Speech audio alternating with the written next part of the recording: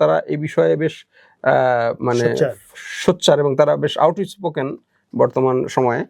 এটার কি প্রভাব আপনি কি মনে করেন না যে শুধুই একটা রেটরিক, না এর পিছনে কোনো রিয়ালিটি আছে? এখানে যারা আপনি যাদেরকে দেখছেন, যারা বক্তব্য দিচ্ছে, বিশেষ করে অবসরপ্রাপ্ত সামরিক কর্মকর্তারা যারা বক্তব্য দিচ্ছে, এখানে যেমন আজকে আপনি আমাকে ডেকেছেন, কেন ডেকেছেন? বিকজ আমি দীর্ঘদিন পার্বত্য চট্টগ্রামে ছিলাম। আমি আমার পার্বত্য চট্টগ্রামের দীর্ঘদিনের কর্মজীবনে আমার অনেক পাওয়া না পাওয়া, চাওয়া এবং আমার হতাশার কিছু থাকতে পারে।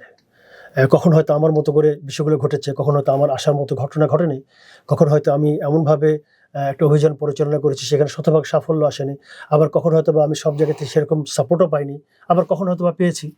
এই একই রকম যে সমস্ত অফিসারকে দেখবেন যারা কথা বলছে, তারাও একটা বিরাট একটা দীর্ঘদিন ক্যারিয়ার তাদের পার্বত্য অঞ্চলে এই সাইবার সিস্টেমে তারাও দায়িত্ব পালন করেছে, এবং সেখানে তাদেরই দায়িত্ব পালন করার সময় তারাও অনেক আপস অ্যান্ড ডাউনসের মধ্যে দিয়ে গিয়েছে। একটা জিনিস